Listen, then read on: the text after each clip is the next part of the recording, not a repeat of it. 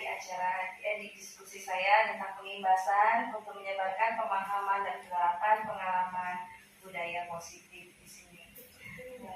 Pada pembelajaran akhir ini di modul 1.4 ini saya melakukan aksi nyata, yaitu dengan membuat kegiatan pengimbasan materi untuk rekan-rekan sejawat saya di sekolah. Kegiatan pengimbasan ini sebagai ruang untuk berbagi informasi dan sebagai ruang untuk berkolaborasi antar tenaga pendidik di sekolah dan guru-guru.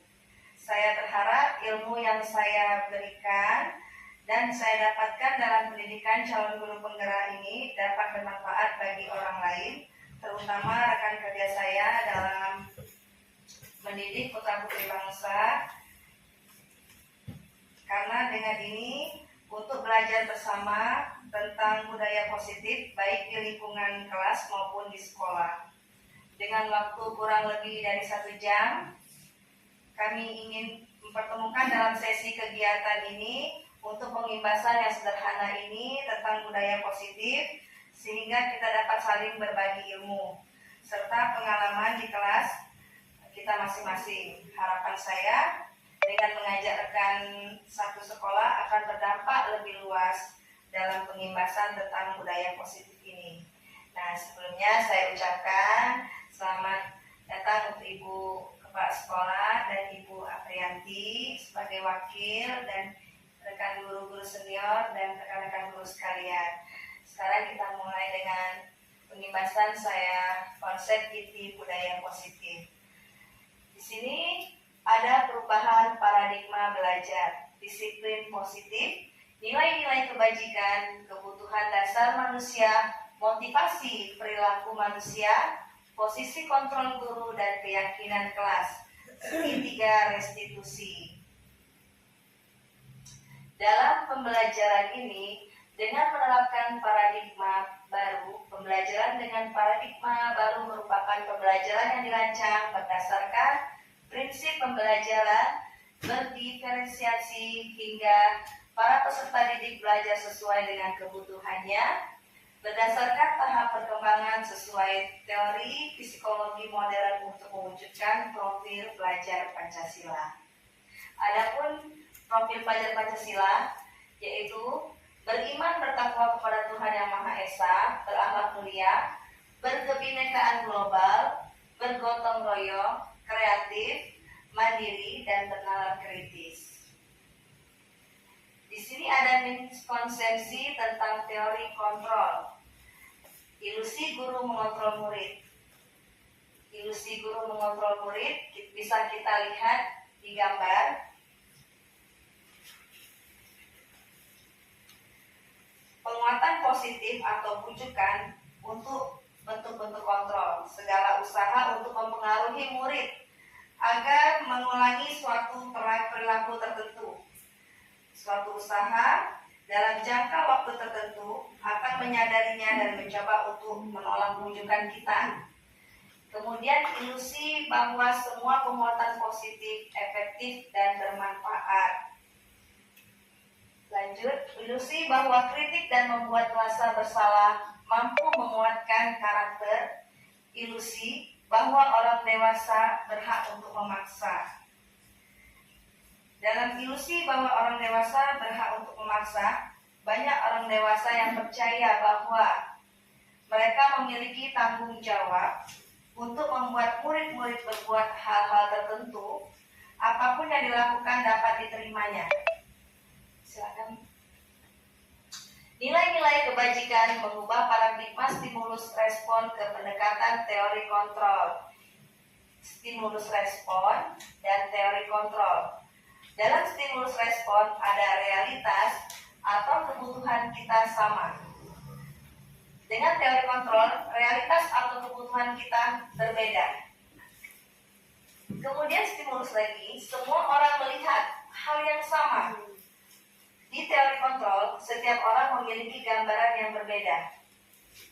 Stimulus respon, kita mencoba mengubah agar orang berpandangan sama dengan kita. Dengan teori kontrol, kita berusaha memahami pandangan orang lain tentang dunia. Stimulus kemudian, perilaku buruk dilihat sebagai suatu kesalahan. Dan teori kontrol, semua perilaku memiliki tujuan. Kemudian stimulus, orang lain mengontrol saya. Sedangkan teori, hanya Anda yang bisa mengontrol diri Anda. Sedangkan stimulus, saya bisa mengontrol orang lain. Teori, Anda tidak bisa mengontrol orang lain. Stimulus, pemaksaan ada pada saat wujudan gagal. Teorinya, kolaborasi dan konsensus menciptakan pilihan-pilihan baru. Stimulus responnya, model berpikir menang atau kalah. Sedangkan teori kontrolnya, model berpikir menang-menang. Di sini ada disiplin positif. Disiplin ini berasal dari kata disiplina, yang artinya belajar. Disiplin mengacu pada disiplin diri yang memiliki tanggung jawab terhadap apa yang dilakukannya berdasarkan nilai-nilai yang diyakini. Disiplin positif merupakan salah satu cara penerapan disiplin yang bertujuan untuk menumbuhkan kesadaran serta memperdayakan peserta didik tanpa imbalan penghargaan atau reward, ancaman atau hukuman. Sebagai pendidik, tujuan kita adalah menciptakan peserta didik yang memiliki disiplin diri, sehingga mereka berperilaku mengacu kepada nilai-nilai kebajikan universal dan memiliki motivasi intrinsik dalam perubahan perilaku. Nilai-nilai kebajikan, nilai yang disepakati bersama, lepas dari suku, bangsa, agama, bahasa, maupun latar belakangnya. Contoh nilai kebajikan institusi atau organisasi. Pada profil pelajar Pancasila yaitu beriman dan bertakwa kepada Tuhan Yang Maha Esa, berakhlak mulia, berkebinekaan global, gotong royong, mandiri, kreatif, dan bernalar kritis. Info Primarius Program atau PIP, toleransi, rasa hormat, integritas mandiri, menghargai, apresiasi, empati, antusias, keingintahuan, kreativitas, kerjasama, percaya diri, dan komitmen. Keterampilan hidup life skill dapat dipercaya, lurus hati, pendengar yang aktif, tidak merendahkan orang lain, dan memberikan yang terbaik dari dirinya. Kebutuhan dasar manusia. Kebutuhan dasar manusia adalah segala sesuatu yang kita lakukan untuk mendapatkan apa yang kita inginkan. Seluruh tindakan yang kita lakukan memiliki tujuan tertentu, dan semua usaha terbaik yang kita lakukan adalah dalam rangka agar kebutuhan dasar kita terpenuhi dengan baik. 5 kebutuhan dasar manusia. Yang pertama, bertahan hidup, kasih sayang, dan rasa diterima, penguasaan, kebebasan, dan kesenangan. Bertahan hidup yaitu makanan, pakaian, tempat tinggal, keamanan, dan kesehatan. Untuk kasih sayang dan rasa diterima, dipedulikan, berbagi, kerjasama, menjadi bagian dalam kelompok. Untuk penguasaan, harga diri, keingin untuk dianggap, berprestasi, diakui, dan didengar.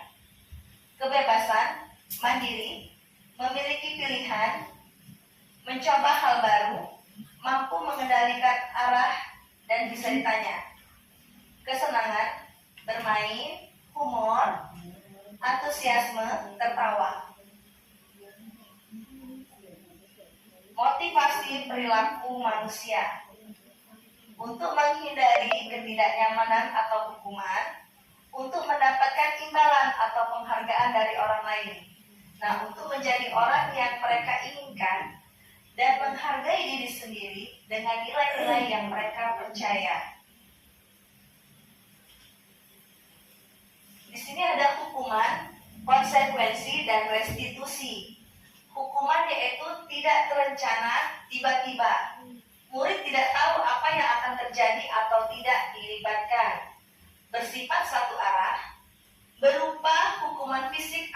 psikis.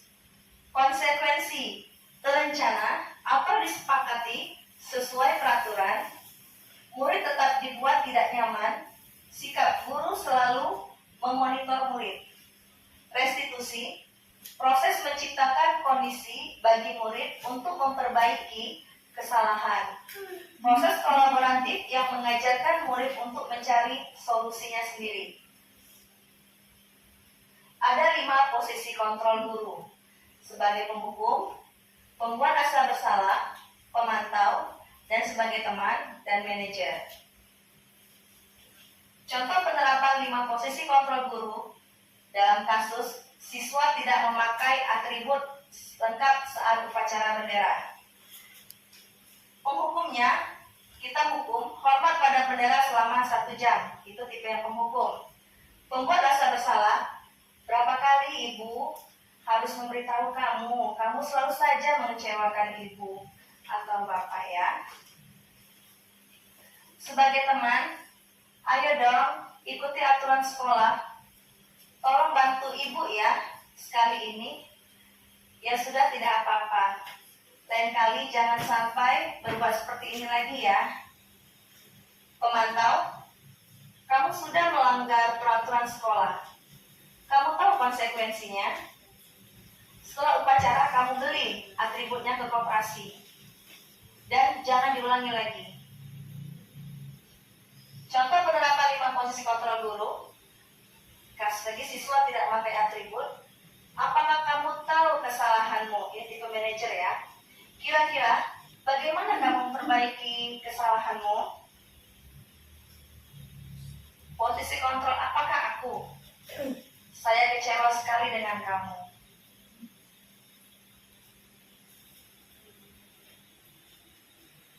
Kamu tidak pernah melakukannya. Apa rencanamu untuk menyelesaikan masalah ini? Ayo lakukan demi ibu ya. Kamu tidak pernah mendapat nilai jika tidak mengerjakan tugas. Di sini kita ada keyakinan kelas. Mengapa keyakinan kelas? Mengapa bukan peraturan kelas? Pembentukan keyakinan kelas bersifat abstrak, berupa pernyataan universal, dibuat dalam pernyataan positif, sedikit saja agar mudah diingat, sesuai dengan kondisi kelas dan sekolah, sehingga mudah diterapkan. Semua warga sekolah atau warga sekolah dilibatkan saat membuat keyakinan kelas.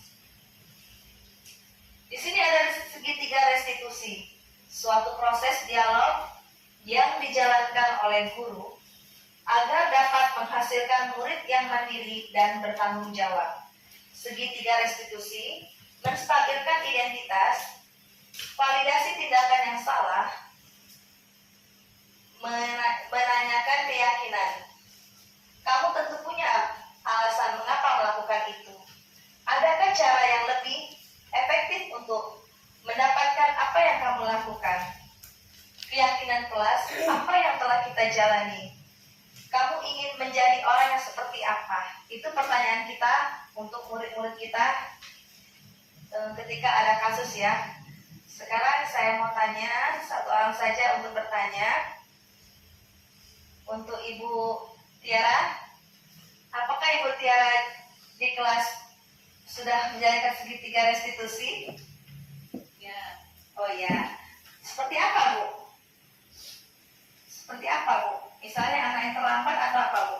Anak yang terlambat sudah diberikan konsekuensinya berdasarkan peraturan yang dibuat sebelumnya. Oh ya, dengan keyakinan kelas ya Bu ya. Ya, alhamdulillah di sekolah kita sudah terapkan segitiga restitusi ya Bu ya. Ya, lanjut lagi ya Bu. Nah, di sini kita menstabilkan identitas. Berdasarkan prinsip membuat kesalahan adalah bagian dari proses pembelajaran. Berbuat salah itu wajar. Tidak ada manusia yang sempurna. Ibu juga pernah melakukan itu. Ibu tidak mau mencari siapa yang salah, tapi ibu ingin mencari solusi dari permasalahan ini.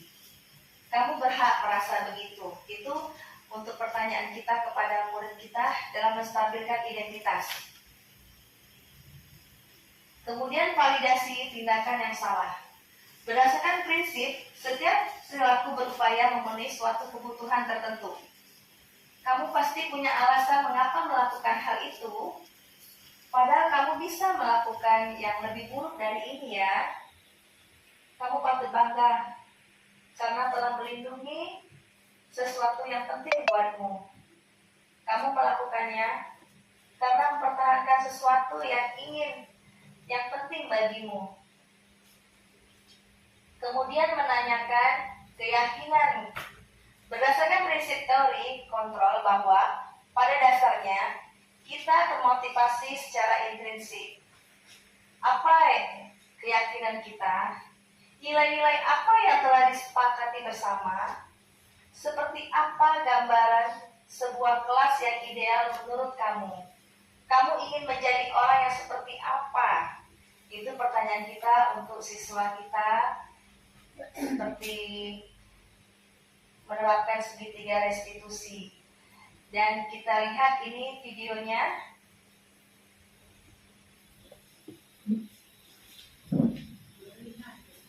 Ya, ini kasus saya sendiri Bu untuk menjalankan aksi nyata.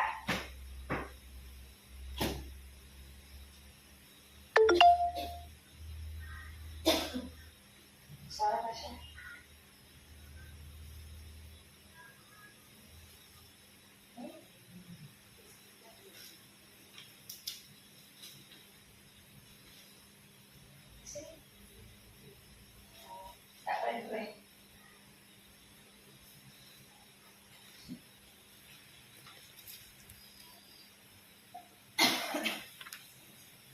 Video dalam kasus aksi nyata saya siswa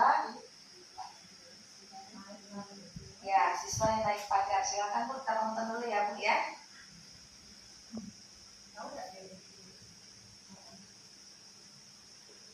Saya suaranya tidak sama.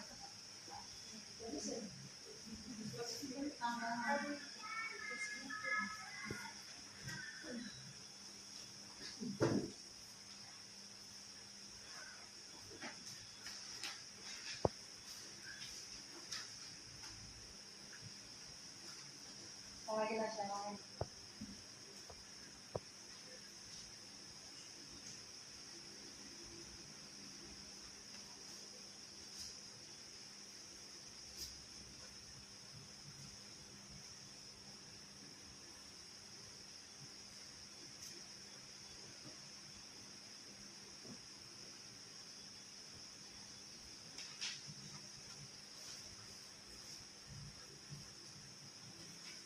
Terus jadi videonya nggak 1 jam, potong-potong.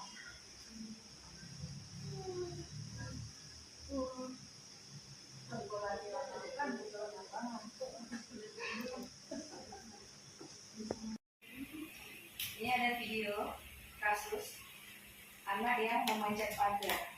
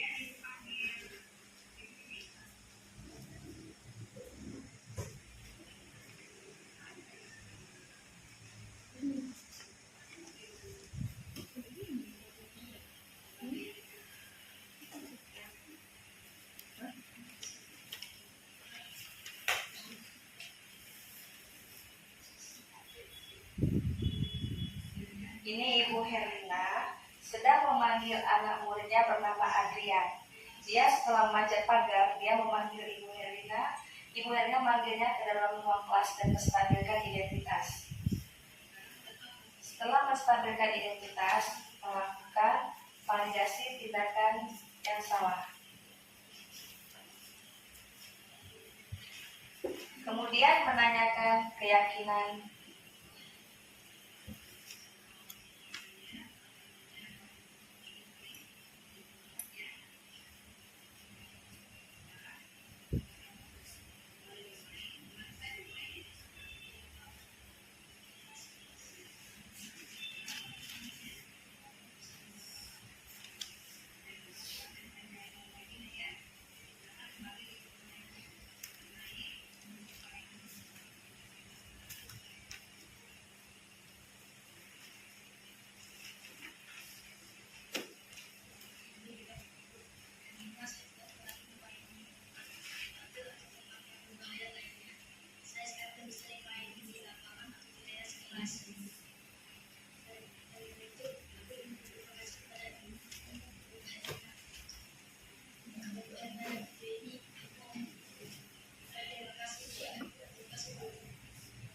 Nah, baiklah, tadi video tadi tentang menstabilkan identitas, validasi tindakan yang salah, dan menanyakan keyakinan. Di sini guru sebagai manajer, bukan sebagai manajer, karena yang meyakinkan kesalahan itu anak itu sendiri. Dia yang merasa bersalah, dia yang menyadari kesalahannya, dan dia sendiri yang merubahnya. Karena di sini posisi kita sebagai guru, sebagai manajernya. Nah, ambil tadi.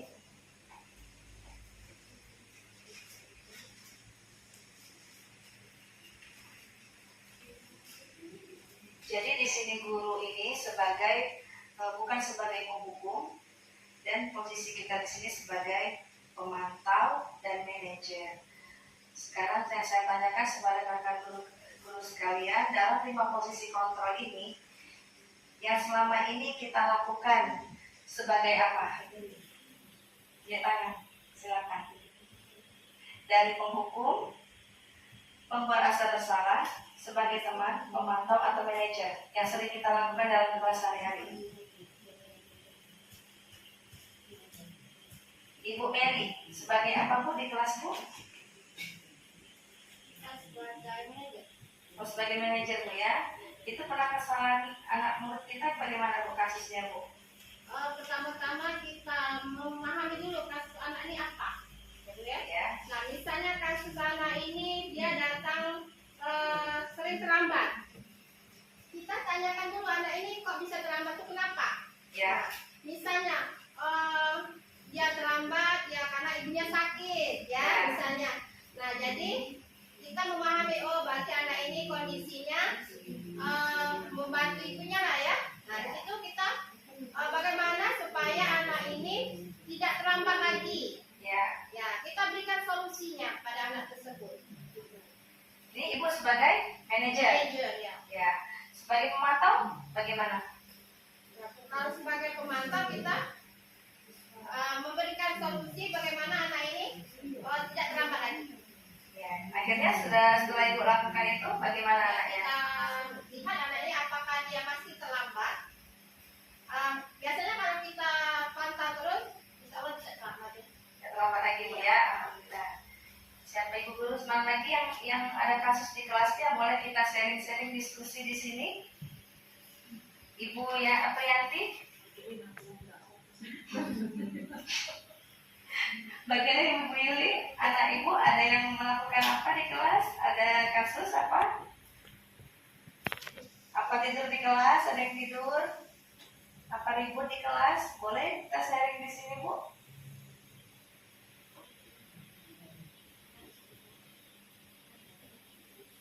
Ya Bu, anaknya apa? Mungkin apa ya? Anak yang sudah tersinggung kali ya, sehingga jadi di kelas itu ada anak yang memang temperamennya itu lumayan tinggi kan. Ya. Jadi kalau misalnya dia dengar aja apa yang dia tidak suka, menurut dia bingung, dia langsung main tangan gitu. Main tangan. Jadi anak itu tipe anaknya kan berbeda-beda setiap siswa Bu ya. Ada yang pemalu, ada yang pendiam, ada yang egonya, emosinya tidak terkontrol. Itu termasuk emosinya tidak terkontrol. Itu Ibu sebagai apa Ibu lakukan selama ini? Mungkin saya memantau, kemudian setelah saya pantau atau saya mencari tahu kenapa sih bisa begitu. Ternyata memang dari faktor keluarga, ternyata dia itu adalah salah satu aspek pengasuh kan. Jadi di rumah juga ayahnya itu, papanya itu selalu memperingatkan dia itu dengan kekerasan. Jadi kalau misalnya dia salah sedikit, dia pakai fisik gitu lah, diingatkannya gitu. Nah, jadi mungkin itu yang membuat dia atau membentuk dia jadi punya temperamen tinggi, terus apa sedikit pakai otot gitu. Jadi setelah memperhatikan terus mencari tahu, maka untuk saya mungkin lebih ke terus sharing sama dia. Jadi bahwa apa yang dia lakukan itu akan berdampak, bukan hanya untuk dia, tapi untuk teman-teman di sekitarnya. Jadi ajak dia untuk buat komitmen.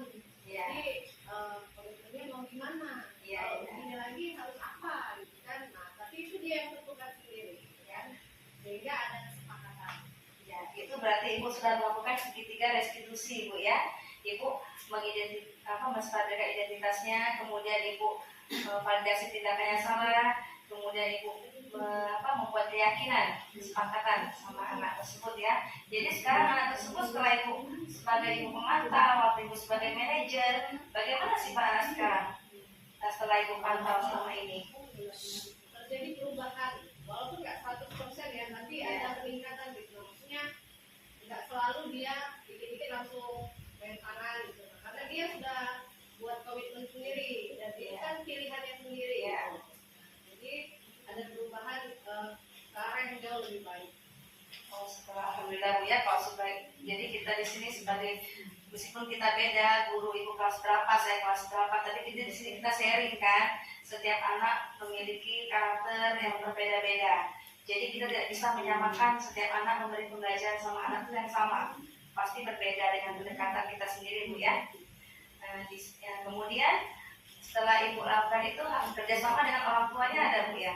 Ya, jadi itu waktu saya mengidentifikasi, cari tahu kan kenapa sih. Nah, itu juga saya menghubungi orang tuanya, klarifikasi kenapa sih kok ini di rumah begitu enggak. Nah, ternyata ya itu tadi mamanya juga sharing, ya maaf nih sebenarnya begini.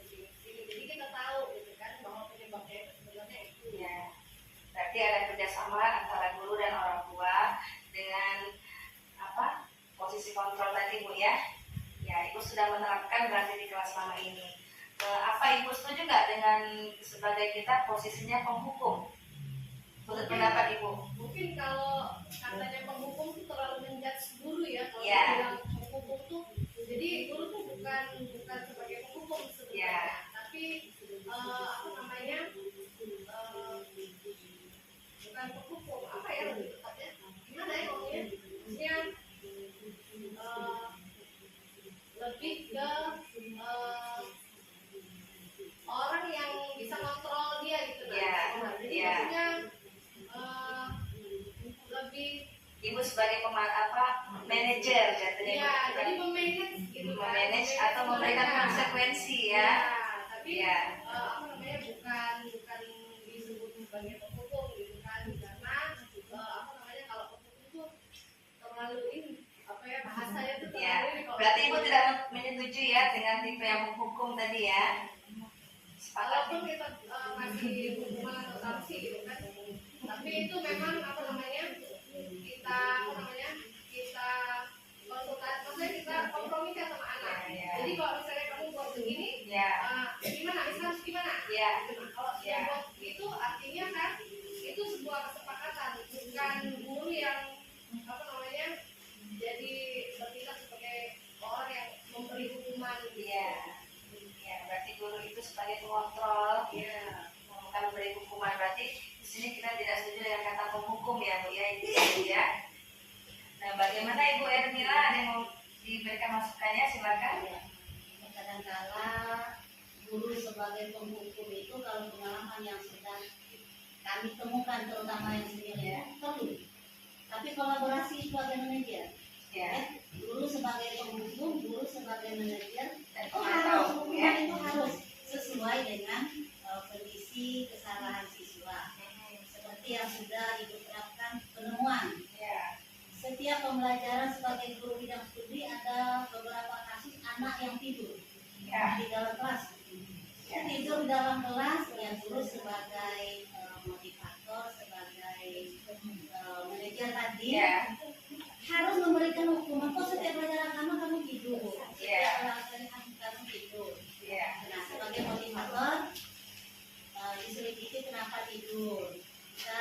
Kita ditanya kenapa kok sampai tidur itu. Tahu-taunya dia dengan segenap kita sebagai guru bagaimana cara dia bisa jujur. Kenapa kok bisa tidur? Akhirnya si anak tadi tidur, dia setiap malam main gadget. Terus ditanya gadgetnya itu orang tua tidak tahu. Tidak, gadget itu punya orang tua. Dia mainnya ketika orang tua sudah tidur. Orang tuanya tahu. Jadi setiap pelajaran seperti itu ya dengan kondisi anak yang seperti itu sebagai guru PAI harus ada hukuman.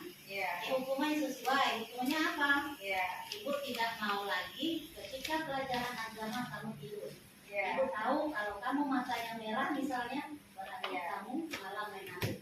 Ibu tidak mau lagi seperti itu. Jadi konsekuensinya apa? Kamu harus ada hukumannya. Jadi hukumannya apa? Kalau sebagai guru agama hukumannya harus hafal bacaan sholat yang ketika itu dia tidak hafal. Jadi hukumannya konsekuensi temanmu yang lain sudah hafal karena kamu biasa tidur, kamu disuruh hafalan kamu tidak hafal. Karena di rumah kamu hanya main gadget, berarti sekarang hukuman kamu tidak usah belajar, silakan dihafal. Berarti Ibu setuju dengan hukum ya? Tapi kolaborasi. Berkolaborasi dan kesepakatan Bu ya. Anak tersebut kesepakatan dan berarti Ibu sudah belum Ibu menerapkan segitiga restitusi ke anak tersebut? Iya, termasuk Ibu ya, sudah berkolaborasi dan Ibu sebagai pemantau Bu ya. Nah, bagaimana sekarang Bu setelah Ibu lakukan itu? Alhamdulillah berubah, tidak lagi. Dalam waktu berapa lama Ibu lakukan? Itu setiap pembelajaran mungkin 1 bulan. Kalau pertama masih muat-muat. Jadi bertahap Bu ya. Sekarang sudah berubah Bu ya. Hukuman tadi, hukuman tadi ya sesuai tadi hafalan. Kalau kamu tidak hafal jangan diharap bisa naik ke kelas. Bisa naik ke kelas 4 atau 6. Sekarang kelas 5 bisa naik ke kelas 6. Nah, dengan cara hukuman seperti itu, ya si anak tadi terobsesi, ada takut tidak naik kelas, takut tidak dikasih nilai. Dengan ada hukuman, motivasinya berhasil.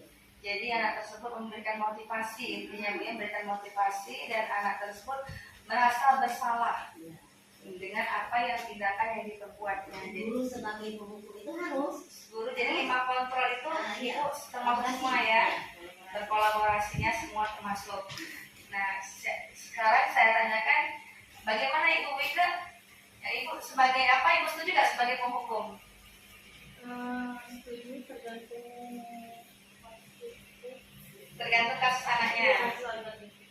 Ya, selama ini Ibu lakuin, Ibu sebagai pemantau, manajer atau penghukum?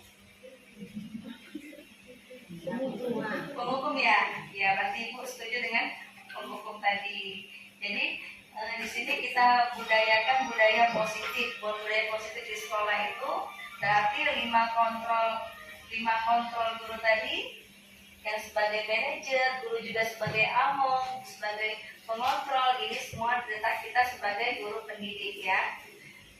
Dan kemudian di sini ada dari dosen tahun 2004 mengatakan keyakinan kelas merupakan sesuatu yang dapat diterapkan di lingkungan kelas. Pembuatan keyakinan melibatkan semua warga kelas melalui kegiatan curah pendapat. Salah satu cara untuk memperbaiki diri agar terwujud disiplin diri kita dapat melakukan melalui segitiga restitusi. Segitiga restitusi adalah proses menciptakan kondisi bagi peserta didik untuk memperbaiki kesalahan mereka, sehingga mereka bisa kembali pada kelompok mereka dengan karakter yang lebih kuat. Jadi setelah mereka melakukan kesalahan tadi, kita memperbaiki dengan cara segitiga restitusi. Jadi mereka menanyakan mereka sendiri, kesalahan mereka tahu sendiri, kemudian mereka bisa memperbaiki sendiri. Itu guru kita sebagai seorang pemantau atau manajer, dan kita juga sebagai pengontrol. Nah, di sini ada pun pembelajaran yang tadi diferensiasi. Ada yang mau ditanyakan sampai di sini? Itu banyak Bu, kan? Oh, cukup jelas Ibu ya dengan posisi tadi Bu ya.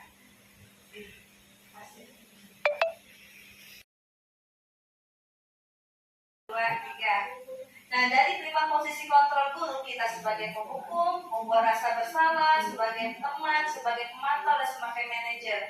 Yang tadi yang Ibu Ernila katakan tadi, Ibu sebagai penghukum, pemantau, dan manajer. Dan di sini juga Ibu ada nggak untuk membuat sebagai teman?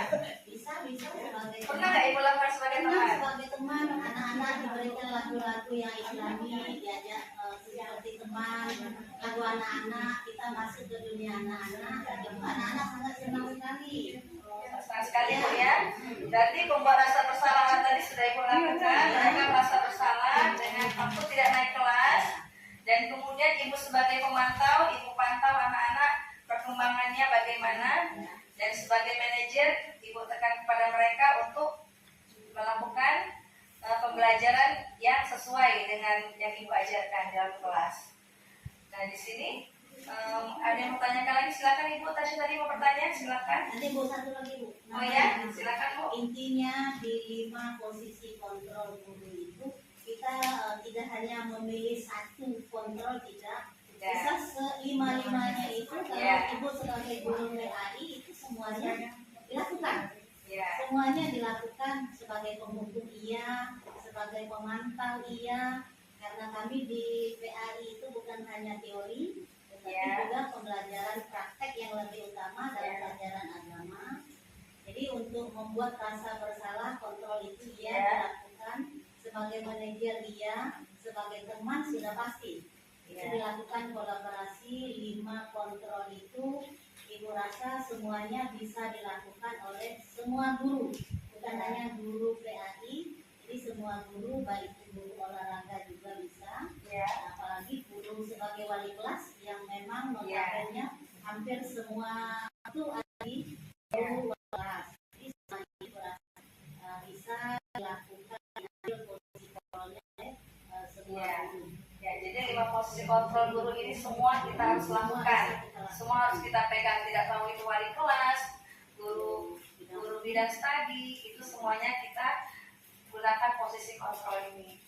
Ya, itu sebenarnya sudah sebelum ada CGP itu semuanya Bu Erlina, semuanya itu sudah dilakukan oleh semua guru secara teorinya sudah dilakukan. Nah, artinya sekarang dimodernisasikan jadi posisi budaya positif namanya Bu sekarang. Iya betul. Iya. Jadi Ibu selama ini melakukan posisi kontrol, tapi Ibu tidak tahu apa namanya, tapi Ibu jalankan. Itu namanya kita berbudaya positif untuk di sekolah. Oke, mungkin itu saja tanggapan dari Ibu. Oke Bu, sekarang Ibu Bella mau ini menambahi, silakan. Saya barangkali hanya menambahkan sedikit ya. Ya. Saya sudah sangat sepakat dengan ibu-ibu yang sebelumnya Ya. menyampaikan. Ya. Jadi benar bahwasanya 5 posisi kontrol guru ini saling berkaitan satu sama lain. Nah, yang pertama hukum itu benar, benar itu perlu. Kemudian membuat rasa bersalah. Nah, jadi tadi hukuman yang sudah kita berikan tadi itu akan menimbulkan rasa bersalah pada siswa. Berarti tadi pelanggaran yang saya lakukan itu salah. Kemudian poin ketiga itu yang teman, kita bisa ajak siswa itu bercerita. Betul.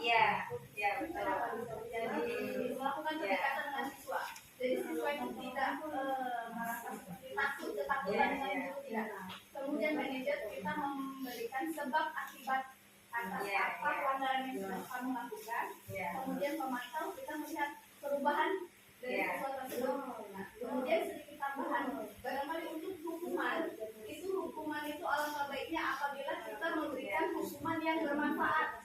Contohnya tadi kata Bu Admila, kalau untuk guru agama kan memberikan hafalan. Itu konsekuensinya ya. Kemudian bisa dengan menulis tulis lembar kembali tugasnya Ya, kerjakan ya. itu agar dia lebih memahami. Nah, Ya. jangan pernah memberikan hukuman yang tidak bermanfaat. Ya, Misal, betul ya. berdiri di depan kelas itu Ya. tidak memberikan manfaat sama Ya, sekali. ya. Kalau boleh misalnya nak tolong hapus sampai di depan kelas. Ya, ya. Ya. Tidak manfaat. Ya. Ini itu dari saya. Terima kasih. Oh, jadi ibu melakukan posisi kontrol tadi dengan kesepakatan sama anak itu ya, kesepakatan dengan hukuman yang diberikan, konsekuensinya kepada anak dengan tidak memberatkan anak ya. Dengan posisi kontrol tadi, 5 posisi kontrol tadi, jadi anak tadi dihukum, kemudian dia merasa bersalah, menyadari, dan kemudian kita rangkul sebagai teman, kita pantau, dan kita sebagai manajer. Jadi itu sudah ibu lakukan, cuma ibu belum tahu itu apa namanya selama ini ya. Nah di sini saya berbagi praktik baik di sini, yaitu namanya budaya positif kita di sekolah. Nah dari 5 posisi kontrol tadi, ada nggak Ibu Tasya di kelas? Bagaimana Ibu Tasya di kelas? Ada kasus anak-anak yang ibu?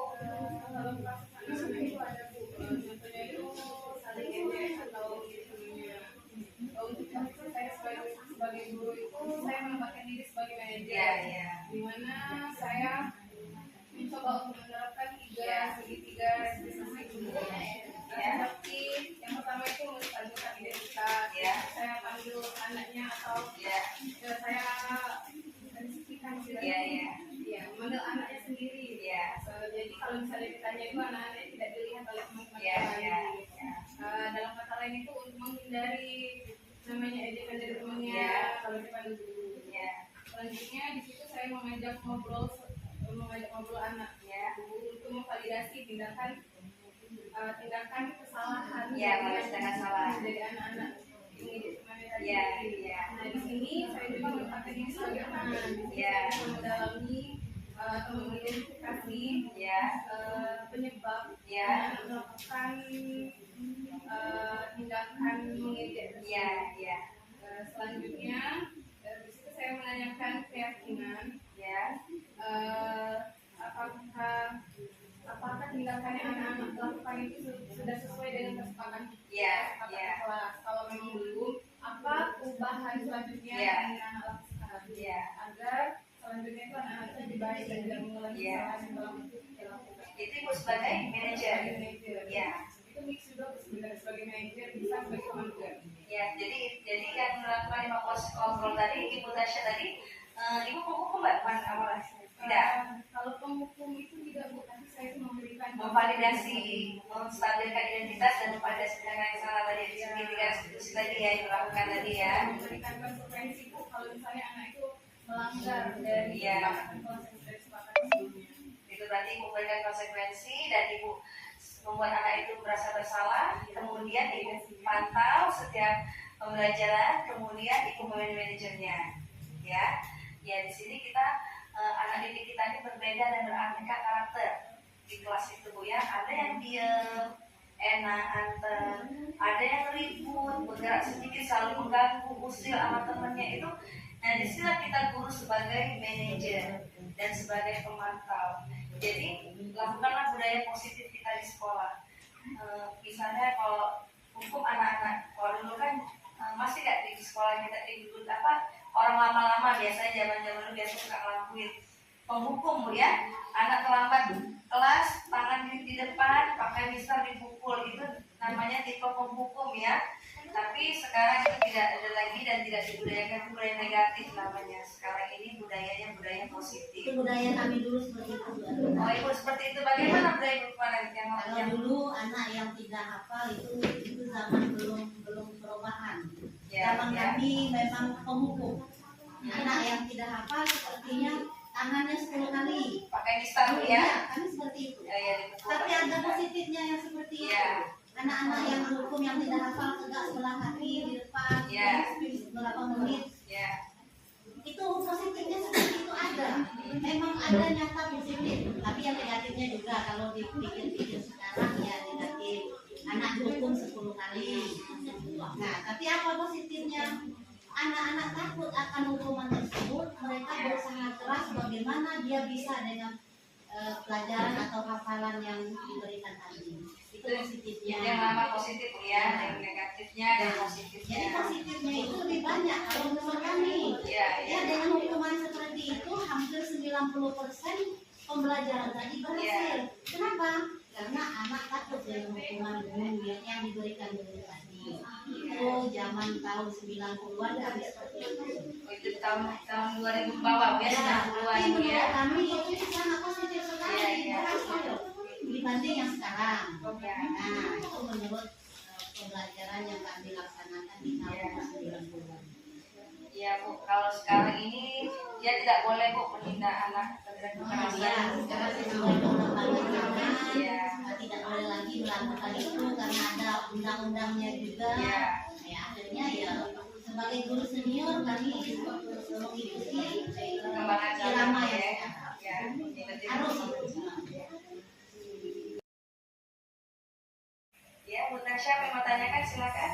Dalam mengatasi tindakan yang pernah anak lakukan itu, Bu, kan tadi kan dijelaskan ada 3 Bu, Iya. cara itu dengan memberikan hukuman, konsekuensi sama Restitusi ya. di sharing aja Bu. Iya, boleh. Misalnya selama Ibu Karina menjadi guru, Iya. Ibu Karina menerapkan 3 cara ini dalam mengatasi permasalahan yang pernah anak muridnya Bu alami.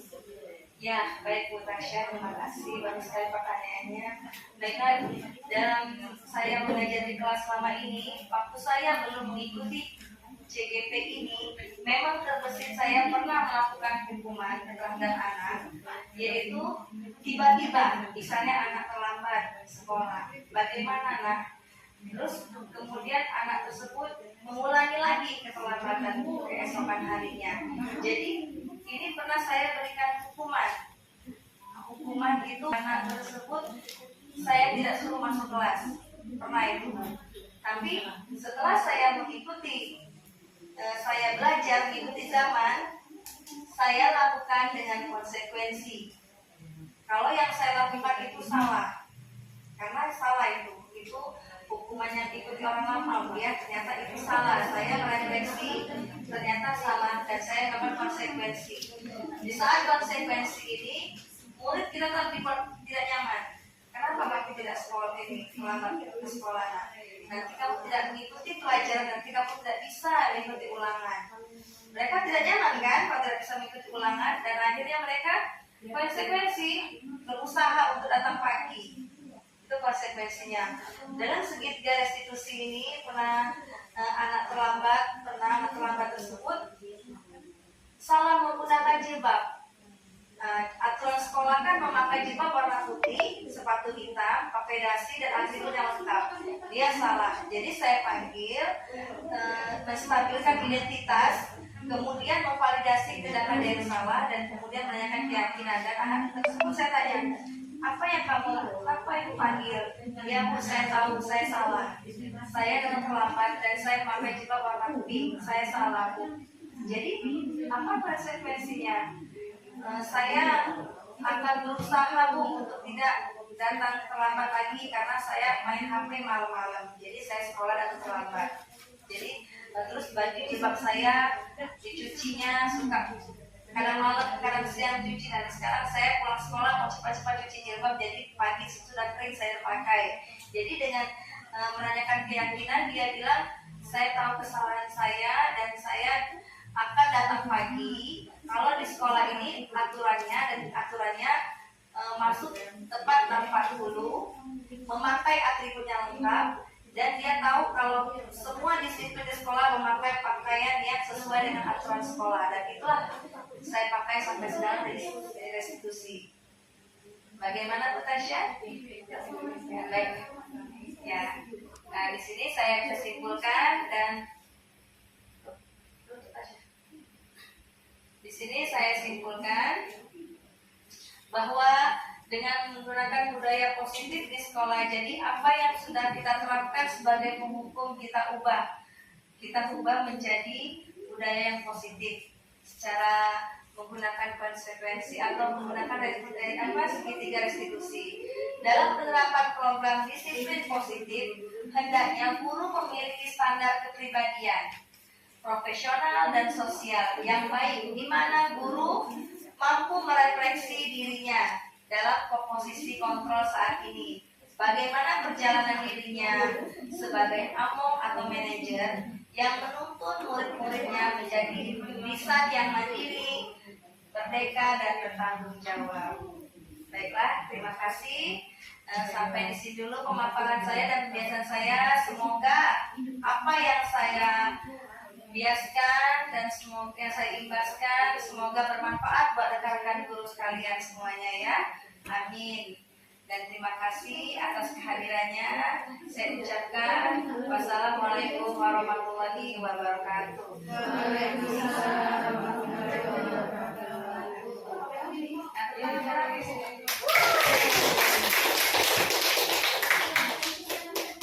Pembukaan.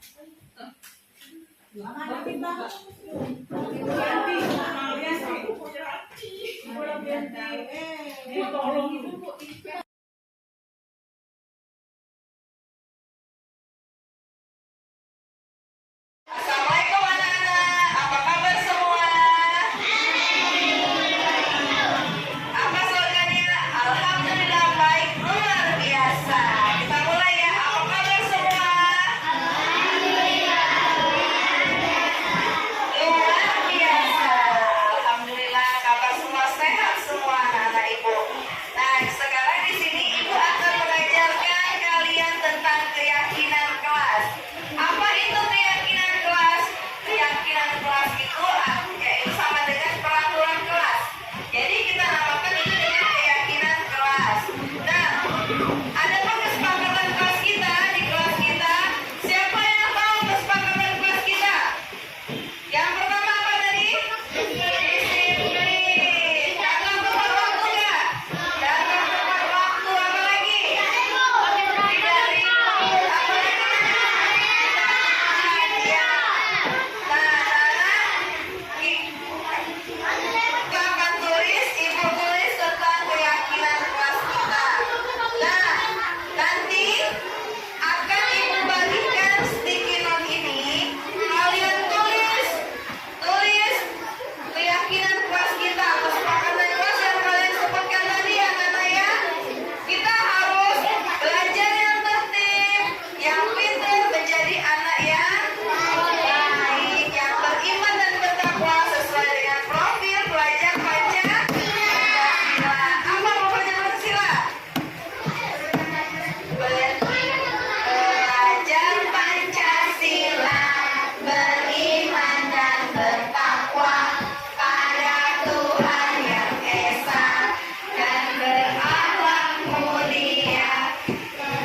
Bhinneka dan global, gotong royong mandiri, kreatif dan bernalar kritis. Jadi keyakinan kelas tadi kalian sudah paham semua yang mengerti ya. Nah ini ibu bagikan sticky note, keluarkan pena kalian, pensil kalian, tulis.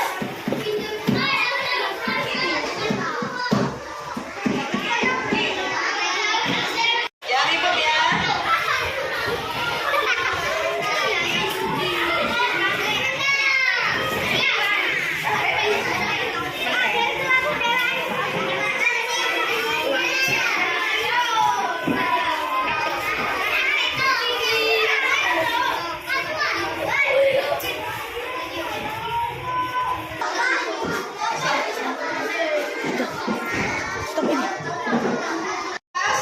Semua pembelajaran menjadi berjalan lancar dan menjadi menyenangkan ya. Menyenangkan belajar kita hari ini? Menyenangkan sekali. Oke ya Naya, sampai di sini dulu ya. Terima kasih. Assalamualaikum warahmatullahi wabarakatuh. Dengan keyakinan kelas, kita sudah membuat sticky note yang ibu bagikan tadi, dan di sini ada disiplin, tepat waktu, memakai seragam, tiket kelas, dan semuanya ini benar anak ibu ya. Dan kita harus jalankan setiap hari sebagai siswa ya nak ya, sebagai murid yang cerdas, yang pintar, yang berlandaskan profil pelajar Pancasila. Baik ya nak ya.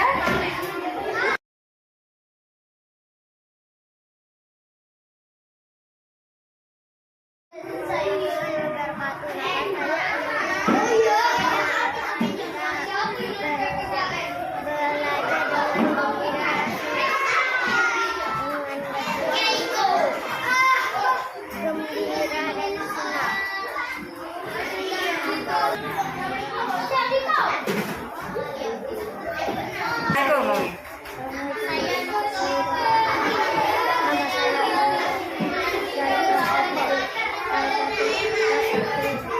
Kelas 1C.